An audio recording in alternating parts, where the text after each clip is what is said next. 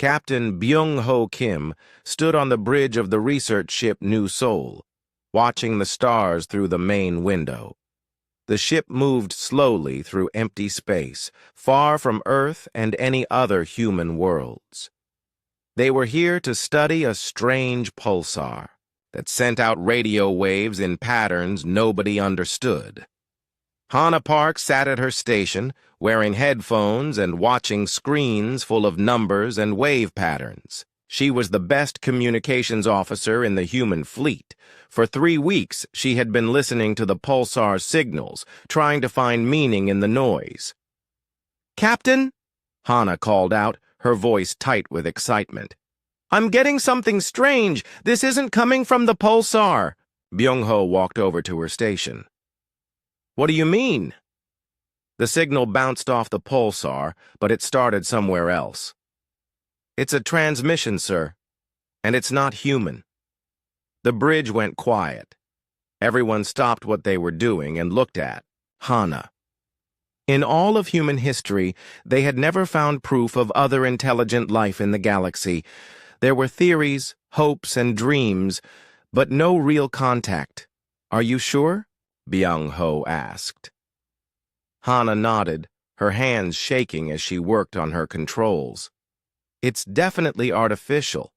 The pattern is too complex to be natural. And, Captain, I think it's a distress call." Dr. Tae-min Lee hurried over from his research station. He was thin and wore thick glasses, spending most of his time studying ancient human languages. But he also knew more about communication patterns than anyone else on the ship. "Let me hear it," Tae-min said. Hannah played the signal through the bridge speakers. Strange sounds filled the air, musical tones that rose and fell like ocean waves. But underneath the beauty, there was something desperate about it. "It repeats every 47 seconds, Hannah explained. "The mathematical patterns suggest it's trying to give coordinates and some kind of countdown." Tae-min listened carefully. His eyes closed. "It's definitely a language. The tonal variations suggest emotional content. If I had to guess, this is a cry for help." Byung-ho felt his stomach tighten. "Can you translate it?" "Give me time," Tae-min said. "But Captain, whoever sent this is in serious trouble. For the next 6 hours, the crew of the New Seoul worked, harder than they ever had before." Tae-min sat hunched over his computer, running the alien sounds through every translation program he had. Hannah cleaned up the signal and found more details hidden in the static. Lieutenant Sung-woo Chen, the ship's science officer, plotted the coordinates they found in the message. "It's coming from a star system about 12 light-years from here," he reported. 3 planets, 1 in the habitable zone." As the hours passed, pieces of the message became clear. The aliens called themselves the Villani. They lived on a water world called Aquanis, and they were dying. "Captain," Tae-min said, his face pale, "I've got most of it translated. You need to hear this." He played the message again, but this time he spoke over it, translating as it went. "People of the galaxy, we are the Villani of Aquanis. Our world is under attack. The Skorath have come to harvest us. 12 of our colony worlds have fallen. Our people are taken for their experiments. Our fleet is broken. The main Skorath force will reach our home in 48 hours. We beg the Galactic Council for help. Please, we have children here. We cannot fight them alone." The bridge fell, silent. Every person there understood what they had just heard. Somewhere in the galaxy, an entire species was about to be wiped out. "The Galactic Council?" Byung-ho asked. Tae-min nodded grimly. "From what I can piece together, it's some kind of alliance of alien species. The Villani think they're sending this message to them." "But they're not," Hannah said quietly. "The signal bounced off the pulsar. The Galactic Council probably never heard it." Lieutenant Chen looked up from his calculations. Captain, even if the Council got the message, they couldn't respond in time. This signal is already 18 hours old. At best, light speed. Any help would take years to arrive. Byung-ho stared out at the stars. Somewhere out there, an alien species was about to die. Their children, their families, their entire civilization would be destroyed by these Skorath creatures. And the only people who knew about it were humans. "Sir," said Lieutenant Ki-young Mo, the ship's tactical officer, "I've been thinking about this Skorath threat. If they've conquered 12 worlds and are attacking a 13th, they're not just raiders. This sounds like a full-scale invasion force." "What are you suggesting?" Byung-ho asked. "I'm suggesting that after they finish with the Vallani, they'll look for other targets, and eventually they might find us." The captain thought about Earth, about the colonies humans had built among the stars. Were they next? Would human children face the same fate as these Vallani youngsters? "Captain," Hana said softly, "there's something else. I've been monitoring other frequencies. I think the Galactic Council exists, but they don't know about humans. As far as they're concerned, we don't exist." "Why would that be?" Dr. Taemin cleared his throat. "Based on the language patterns in the Vallani message, I think the Galactic Council is made up of peaceful species. They probably use diplomacy and negotiation to solve problems." "And humans?" "We solve problems differently," Ki-young said with a dark smile. Byung-ho walked to the center of the bridge. His crew looked at him, waiting for orders. He thought about regulations, about proper procedures, about the chain of command. Then he thought about alien children who would die in less than 30 hours. "Hana, send a message to Earth Command, full priority. Tell them we've made contact with an alien species under attack. Request immediate military support." "Sir, that could start a war with these Skorath," Lieutenant Chen warned. "They've already started a war," Byung-ho replied. "They just don't know who they're fighting yet." He turned to Ki-young. "How long would it take our fastest ships to reach the Vallani system? If they left Earth now and pushed their engines to maximum, about 36 hours? Then we're cutting it close." Byung-ho sat in his command chair.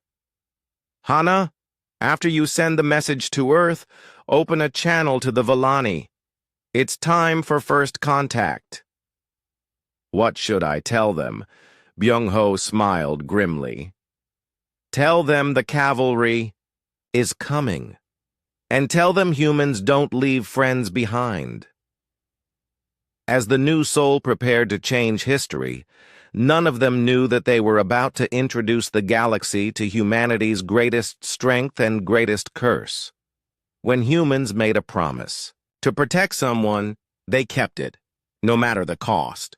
Admiral So-young Choi stood in the command center of Earth Defense Fleet headquarters, staring at the message from Captain Kim. Around her, dozens of officers hurried between computer stations, their faces grim with purpose. In her 30 years of military service, she had never seen anything like this. "Confirmed alien contact, Admiral," reported Commander Jae-hoon Park, her intelligence chief. "The new soul's data checks out. We're looking at a real distress call from a species called the Vallani." So-young studied the translated message on her screen. The words made her stomach turn. 12 worlds destroyed, entire populations harvested, for experiments. And now these Skorath creatures were moving on their final target. "Time until the Skorath reached the Vallani homeworld?" she asked. 29 hours, ma'am. And our fastest response time? If we launch everything we have right. Now 34 hours minimum." So-young closed her eyes. They would be 5 hours too late. 5 hours too late to save an entire alien civilization from extinction. Admiral, Commander Park continued, there's something else. Our deep space monitors have been picking up strange energy signatures near the Villani system. Whatever these Skorath are using for weapons, it's beyond anything we've seen before. Are you suggesting we can't fight them? Park smiled coldly. No, ma'am. I'm suggesting they've never fought anything like us. So Young opened the fleet communication channel. All ships, this is Admiral Choi. Prepare for immediate departure. Full battle readiness. We have aliens to save and enemies to kill. Across the solar system, human warships came alive. On Luna Base, Captain Wu Jin Han ran through the corridors of the dreadnought Inchen's Pride, shouting orders to his crew. The massive ship had been built to fight other human vessels, but today it would face alien technology for the first time. Engineering, I want every engine pushed past Redline, Wu Jin commanded. We're not going to be late for humanity's first alien war. In the asteroid belt, Commander Jin Woo Nam received the call aboard the assault carrier Gangnam Thunder. His ship carried 3,000 Marines, the best fighters humanity had ever produced. They had trained for boarding actions against pirates and terrorists, but never against alien invaders. Listen up, Jin Woo announced to his troops over the ship's intercom.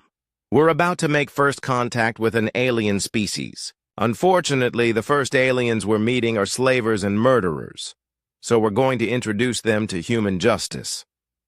Staff Sergeant Mi Kyung-yu checked her rifle for the 100th time. She was a veteran of the mining wars, where humans had fought brutal battles in zero gravity for control of asteroid resources. She had thought those were the hardest fights possible. Now she wondered what alien soldiers would be like. "Sarge!" called Corporal Dong Hyun, grinning as he loaded explosive charges into his pack. "Think alien ships blow up the same way as human ones?" "Only one way to find out," Mi Kyung replied. On Mars, Lieutenant Ji-hye Shin worked frantically in the intelligence center, trying to learn everything possible about their new enemies. The data from the new Sol was limited, but she could piece together a rough picture of Skorath technology and tactics. They use energy weapons, she reported to Admiral Choi over the communication link. Their ships seem to rely on some kind of advanced shielding, but Admiral, there's something interesting here. What is it, Lieutenant? According to the Villani data, the Skorath have been conquering peaceful species for centuries, species that use clean energy and negotiate instead of fighting. They've never faced a military culture like ours. So Young understood immediately. They're used to fighting people who don't really know how to fight.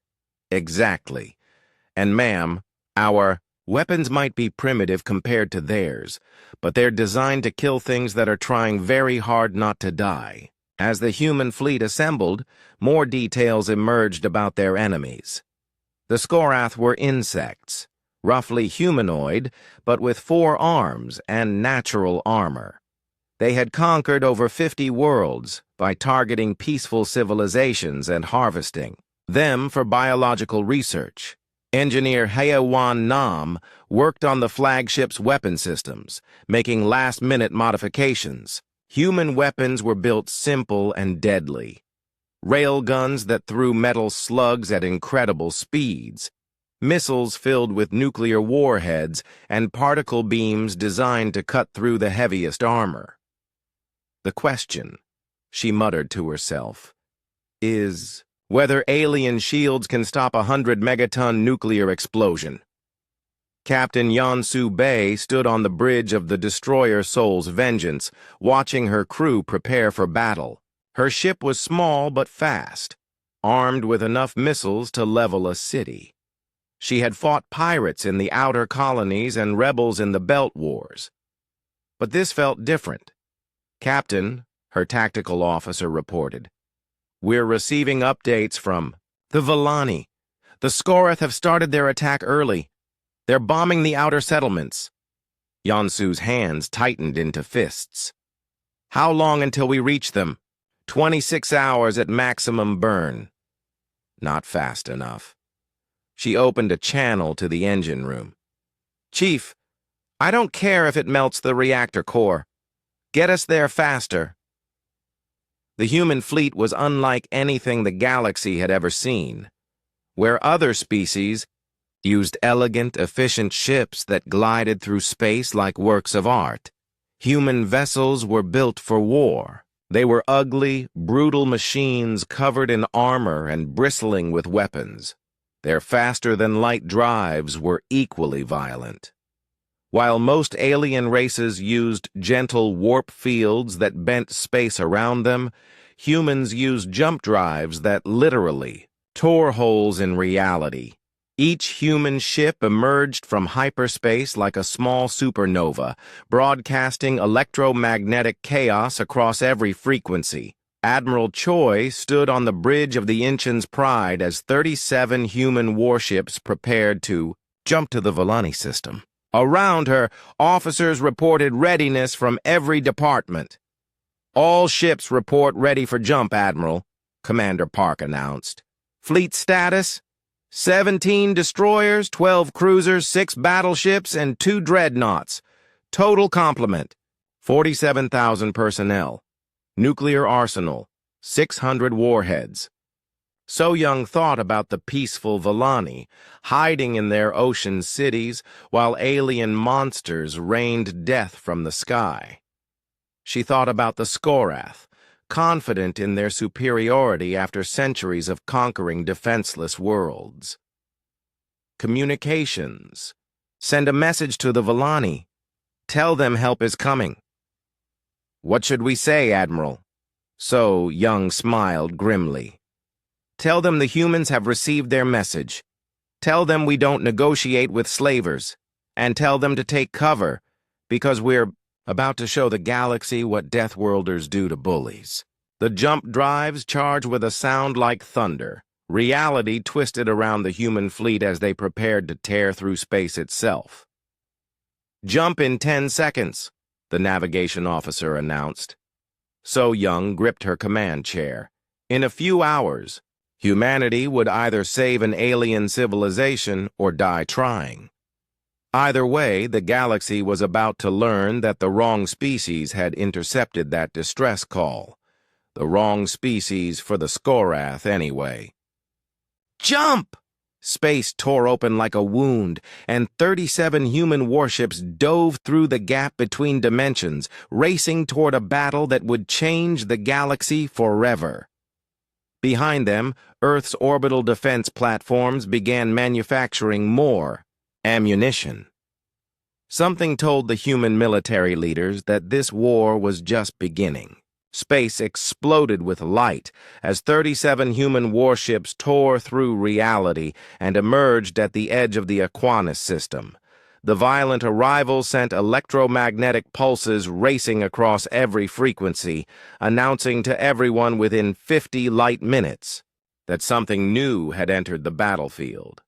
Admiral So-Young Choi stood on the bridge of the Inchen's Pride, watching the tactical display update with horrifying information.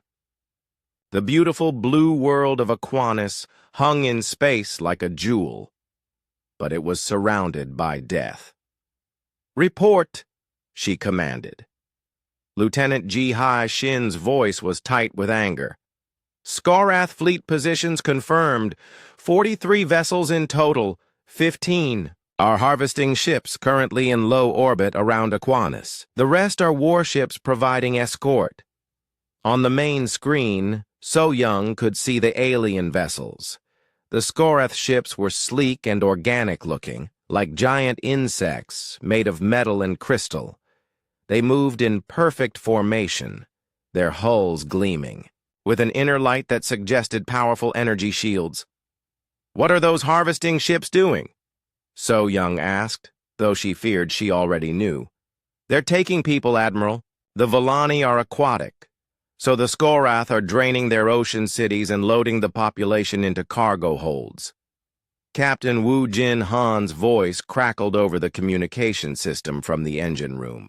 Admiral, I'm picking up escape pod signatures. Hundreds of them. The Vellani are trying to flee in anything that can fly. So Young watched as tiny dots of light moved away from the planet, only to be intercepted by Skorath fighters. The alien interceptors didn't destroy the escape pods. They captured them. They want them alive, she realized. For their experiments, the Skorath had noticed the human fleet's arrival. On the communication channels, alien voices spoke in clicking, chittering sounds. Lieutenant Commander Sung-Min Park worked frantically at his translation station. I'm getting a transmission from what appears to be their flagship, he reported. It's a standard intimidation protocol. They're demanding we surrender and prepare to be harvested. Captain Yan Su-Bei's voice cut across the fleet channel from her destroyer, Soul's Vengeance. Admiral, request permission to show them what humans think of their demands. Granted. All ships, weapons free. Target the harvesting vessels first. The human fleet spread out in a formation the Skorath had never seen before. Instead of the orderly lines favored by most galactic militaries, the humans moved like a pack of hunting wolves, surrounding their prey from multiple angles. Yonsu targeted the largest harvesting ship and fired everything she had. 24. Nuclear-tipped missiles streaked toward the alien vessel, followed by a barrage of railgun slugs moving at 15% of light speed. The Skorath ship's shields flared to life, a shimmering barrier of energy that absorbed the incoming fire. The energy weapons from other human ships splashed harmlessly against the barrier. For a moment it seemed like the alien defenses were impregnable. Then the nuclear warheads arrived.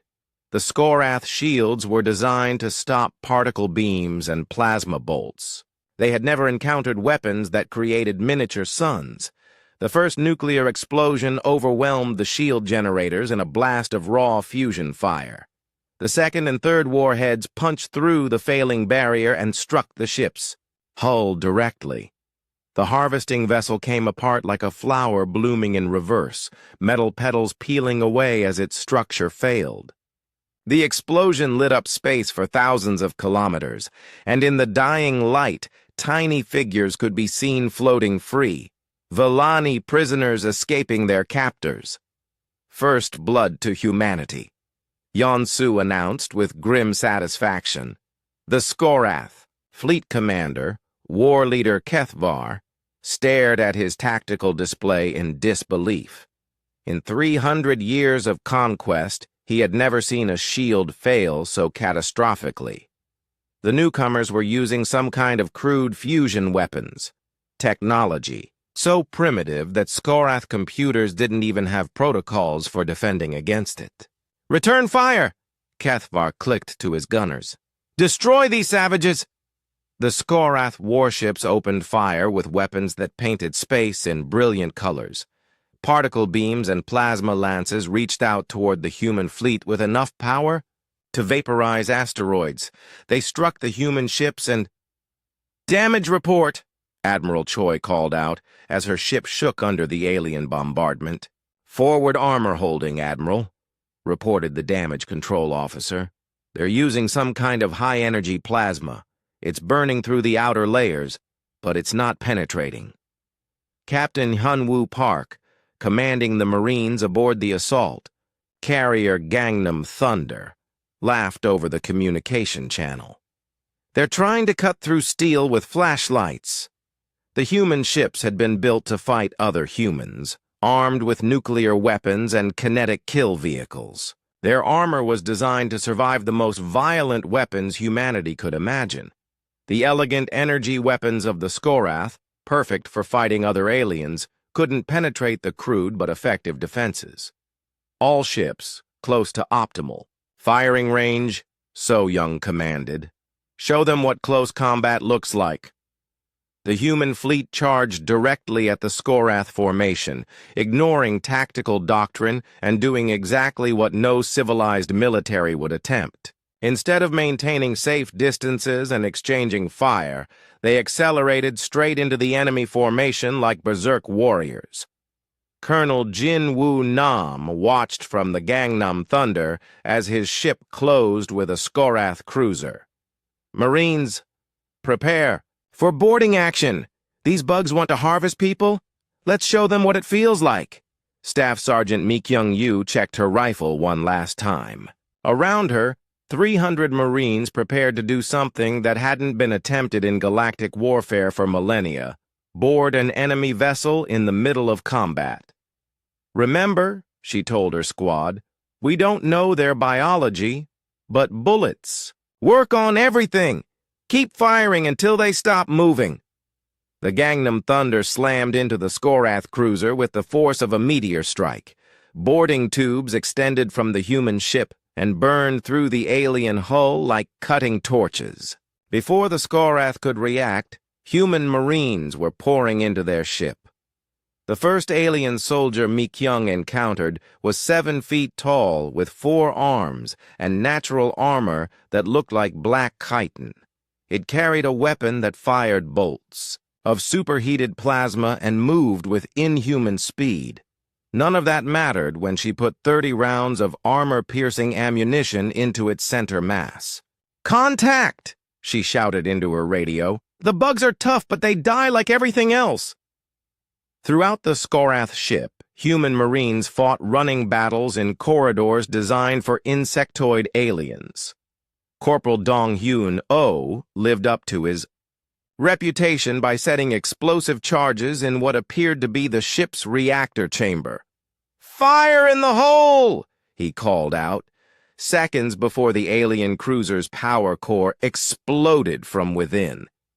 Captain Yoonji Yoon, commanding the battleship Daegu, destroyer, found herself facing 3 Skorath warships at once. Their combined firepower was enough to destroy her vessel, but they made the mistake of trying to coordinate their attack.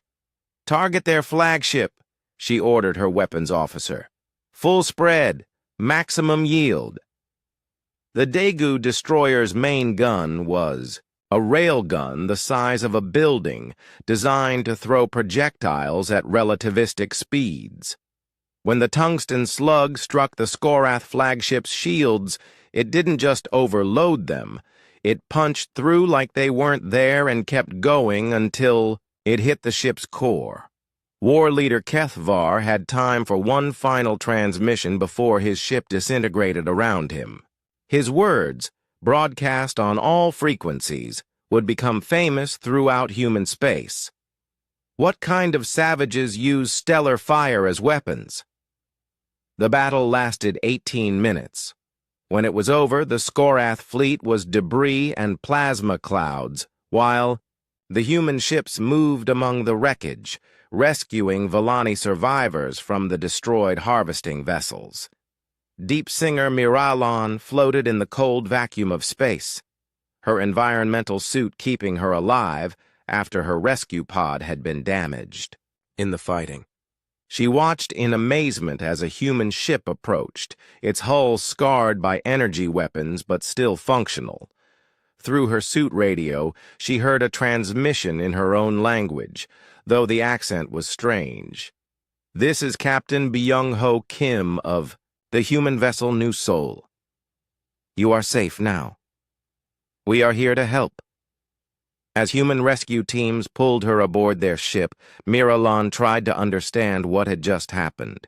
The elegant Skorath fleet, armed with the most advanced weapons in the galaxy, had been destroyed by crude-looking ships using primitive technology. But there was nothing primitive about the way the humans had fought. They had moved like predators, attacked like berserkers, and shown no mercy to enemies who showed no mercy to others. For the first time in her long life, Miralon realized that sometimes salvation came not from the most civilized species, but from the most dangerous ones, and these humans, she was beginning to understand, might be the most dangerous species the galaxy had ever seen. The news spread across the galaxy at the speed of quantum communication, racing from star to star faster than light itself. In the great council chambers of Harmony Station, representatives from 47 different species sat in stunned silence as they watched recordings of the battle at Aquanis. Chancellor Veltara of the Athani stood at the center of the circular chamber, her blue skin pale with shock. The Athani had been peacekeepers for over 1,000 years, solving conflicts through meditation and careful negotiation. She had never seen anything like the human attack. "Play it again," she whispered. The holographic display showed the final moments of war leader Kethvar's flagship. The massive Skorath vessel, protected by shields that could stop the combined firepower of a dozen civilized warships, simply vanished in a flash of nuclear fire. Trade Minister Quill Knox of the Zephyrites shifted nervously in his floating chair. His people were merchants and traders who had built wealth by moving goods between peaceful worlds. The sight of such casual destruction made his heart race with fear. "Who are these humans?" he asked in his whistling voice. "How do they possess such weapons?" Ambassador Krauzedan of the Hegemony, one of the few military-oriented species in the Council, studied the tactical data with professional interest. "Their technology appears primitive," he admitted. "Nuclear fusion weapons, kinetic projectiles, chemical propellants, nothing we haven't seen before." "Then how did they destroy an entire Skorath fleet?" Chancellor Veltara demanded. Krauzedan's mandibles clicked thoughtfully. "Because they use their primitive weapons in ways we never imagined. Look at these firing patterns. They're not trying to disable enemy vessels or force surrender. They're trying to kill everything as quickly as possible." On the other side of the galaxy, in the throne chambers of the Skorath Empire, War Master Kethvar's successor paced before a wall of tactical displays. Supreme Overlord Zekmoth was larger than most Skorath, his black chitin scarred from centuries of conquest. He had built an empire by harvesting the weak and avoiding the strong. Now something had killed an entire war fleet with weapons that belonged in a museum. "Show me again," he clicked to his intelligence officer. The recordings played once more. Zekmoth watched human ships charge directly into Skorath formations, ignoring casualties and fighting like crazed beasts. Their tactics made no sense according to civilized warfare.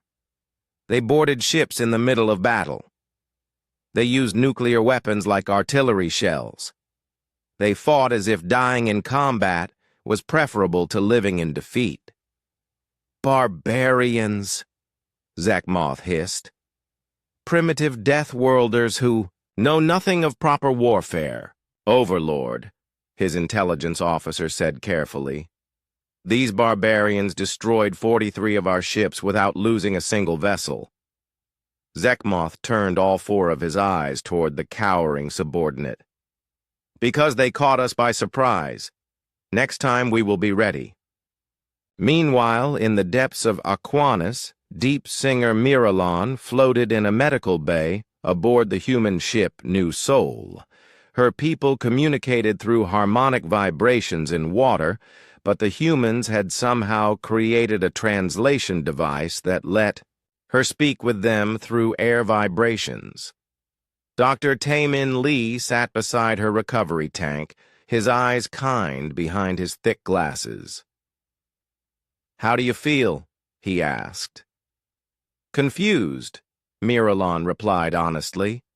"Your people fight like the ancient stories of the Void Hunters, but you risk your lives to save strangers." "That's what people do," Taemin said simply. "When someone needs help, you help them. But the Skorath were much more advanced than you. Their weapons, their shields, their ships, all superior to Yours. Yet you attacked them anyway. Taman smiled sadly. Being advanced doesn't make you right. The Skorath used their technology to hurt people. We use ours to protect people. That makes all the difference. Through the medical bay's window, Miralon could see human ships moving around Aquanis. They had established what they called a defensive perimeter and were building something in orbit. When she asked what it was, the humans said it was a forward operating base. Captain Byung-ho Kim visited her the next day, bringing news that made her gill slits flutter with anxiety. "We've been monitoring Skorath communications," he told her. "They're mobilizing 3 full war fleets to retake this system. Over 300 ships." "Then you must leave," Miralon said urgently. "You saved us. That is enough. Do not die for strangers." Byung-ho looked puzzled. "Leave? We just got here. And you're not strangers anymore. You're under human protection, now. But you cannot fight 300 ships with 37. "You're right," Byung-ho agreed. "That's why we're calling for reinforcements." On Earth, Admiral So Young Choi stood before the Global Defense Council, reporting on humanity's first contact with alien life. The politicians and military leaders listened in amazement as she described the Skorath Empire and its centuries of conquest. "How many worlds have they taken?" asked President Nam Ho-yoon. "Over 200 confirmed, sir. They've been harvesting entire species for biological experiments. The Villani are just their latest target. And they're sending 3 fleets to retake the system?" "Yes, sir. Approximately 300 ships. They call it a punishment expedition." The council chamber fell silent. Everyone understood the implications. Humanity had stumbled into a galactic war against an empire that had been conquering worlds since before human civilization began. "What are our options?" the president asked. So Young stood straighter. "Sir, we can withdraw our forces and hope. The Skorath don't notice Earth. We can try to negotiate with them, though their response to our peace overtures was to demand we surrender for harvesting. Or we can fight. Against 300 ships? Against an empire that enslaves children," So Young replied firmly. "Sir, I've seen what they do to prisoners. I've talked to the survivors. This isn't about military tactics or political advantage. This is about right and wrong." General Myung-hoon Lee, commander of Earth's orbital defenses, leaned forward. "Admiral, what do you need?" "Everything we have, sir. Every ship, every weapon, every soldier. And even then, we'll be outnumbered 10-1. President Yoon looked around the table at his advisors. Some were politicians who had never seen combat. Others were veterans who understood the cost of war. All of them knew that the next decision would determine humanity's future. "The Skorath don't know about Earth. Yet?" he asked. "No, sir. As far as they know, we're just another species they haven't cataloged." "Then we could still hide. Keep our heads down and hope they don't find us." So, Young nodded. "Yes, sir. That's an option. But, sir, if we run now, we'll be running forever. The Skorath have conquered 200 worlds by targeting anyone who can't fight back. Eventually, they'll find Earth. And when they do, they'll expect us to surrender like everyone else." The president was quiet for a long moment. "And if we fight them now?" "If we fight them now, we teach them that some species bite back. We show them that there are lines they cannot cross. And maybe, just maybe, we save some lives in the process." The vote was unanimous. 6 hours later, every human warship in the solar system received the same message. "All vessels report to Aquanis system immediately. Condition read. This is not a drill. In the council chambers of Harmony Station, Chancellor Veltara received a transmission from the human fleet. The message was simple and direct. To the Galactic Council, we are the humans of Earth. We have made contact with the Vellani and learned of the Skorath threat. We formally request membership in your organization and military support against the Skorath Empire. The Chancellor stared at the message in disbelief. They want to join us? After attacking a Skorath fleet? There's more, her aide reported. They've included tactical data from the battle and a complete intelligence report on Skorath capabilities. They're sharing military information with us, and they've made a formal request. They want to address the full council. Chancellor. Veltara felt a chill run through her body. For 1,000 years, the Galactic Council had maintained peace through diplomacy and careful negotiation. They had never dealt with a species that solved problems by shooting them, but these humans had just accomplished something no civilized military had managed in centuries. They had defeated the Skorath in open battle. Perhaps it was time to listen to what the barbarians had to say. 3 Skorath war fleets converged on the Krasos Nebula like a storm made of metal and hatred. Supreme Overlord Zekmoth had sent over 300 ships to crush the upstart humans and reclaim the Vellani harvesting grounds. No primitive species had ever defied the Skorath Empire and survived. Fleet Admiral Jae-Sung-Oh stood on the bridge of the human flagship Busan Fury, watching his tactical display update with enemy positions. The humans had only managed to assemble 87 ships before the Skorath arrived, but every vessel in the fleet was loaded with enough nuclear weapons to sterilize a planet. Enemy formation analysis complete, reported Lieutenant Commander Sung-Min Park from his intelligence station. 3 fleets in classic Skorath battle formation. They're expecting a traditional engagement. Jae-Sung smiled grimly. Then let's disappoint them. The human fleet had spread throughout the nebula, using the charged gas clouds to mask their positions. Instead of meeting the enemy in honorable formation, they planned to attack from every direction at once. Captain Myung-Hoon Lee commanded the experimental stealth frigate Gwangju Ghost, invisible to most sensors as it drifted through the nebulas. Interference. His ship was small and fast, armed with just 4 nuclear torpedoes. But sometimes 4 was enough, Target confirmed. He whispered to his crew. Skorath command ship, dead ahead. Distance, 50,000 kilometers. The enemy flagship was magnificent, a kilometer-long vessel that gleamed like a jewel even in the nebula's dim light. It carried the greatest military mind in the Skorath Empire and enough firepower to destroy a moon. Firing torpedoes, Myung-Hoon announced. Time to impact. 90 seconds. War leader Vekthar commanded the first Skorath fleet from his flagship's war room, studying the human positions with contempt. The barbarians had scattered their forces throughout the nebula instead of concentrating them for maximum effect. It was the mistake of primitives who didn't understand proper tactics.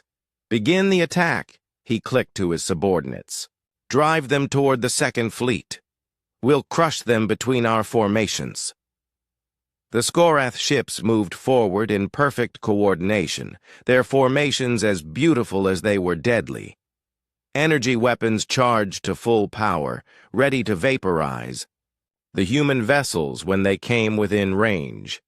Vekthar never saw the nuclear torpedoes coming. 4 miniature suns bloomed against his flagship's shields, each one carrying the power of 50 megatons. The energy barriers, designed to stop elegant particle beams, collapsed under the primitive fury of fusion fire.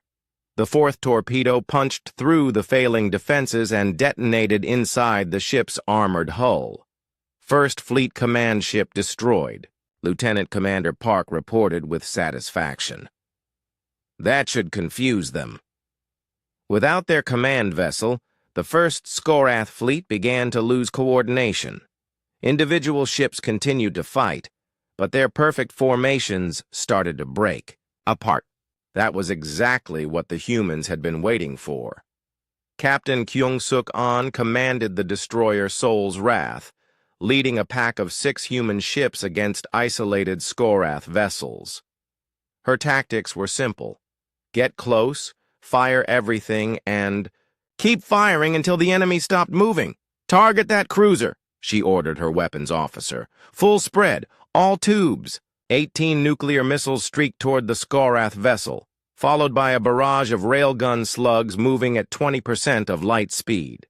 The alien ship's shields flared and died under the assault, and the hull cracked open like an egg. Another one down, Kyung-suk announced. Next target, the battle raged throughout the nebula, with human ships appearing from the gas clouds to strike at isolated Skorath vessels before vanishing again. The aliens, used to formal fleet engagements, found themselves fighting a dozen different battles at once. Commander Hyewan Nam led a squadron of marine assault ships against a Skorath harvesting vessel that had somehow survived the first battle. Her boarding parties cut through the alien hull like it was made of paper, fighting their way to the ship's cargo holds. More Volani prisoners, she reported over the radio. These bugs have been collecting people for months.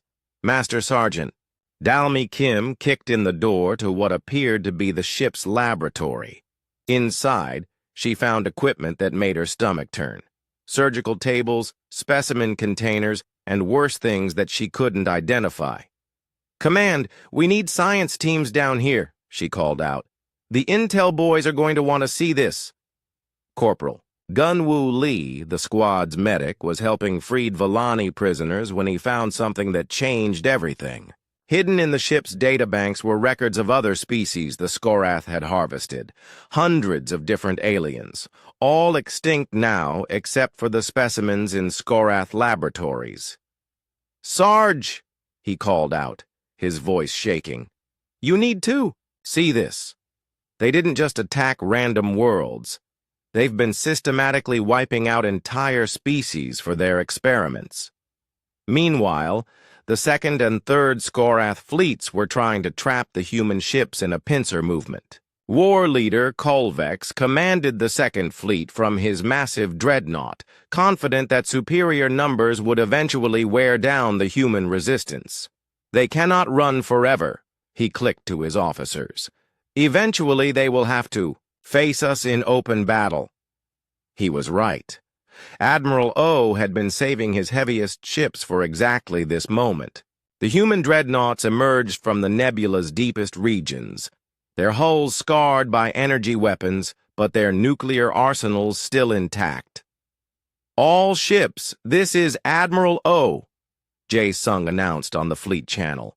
Time to show these bugs what happens when you threaten innocent people.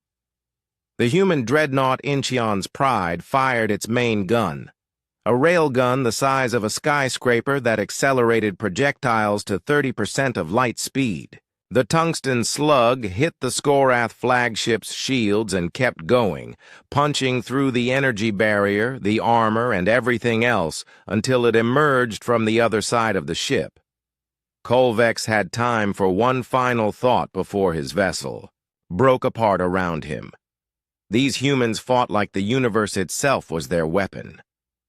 The third Skorath fleet, seeing their sister formations destroyed, attempted to retreat. War leader Yiktar had never run from a battle before, but he had never faced enemies who used stellar fire as ammunition. Captain Yoonji Yoon, commanding the battleship Daegu destroyer, pursued the fleeing aliens with grim determination. Her ship's missile tubes were empty, but she still had her railguns.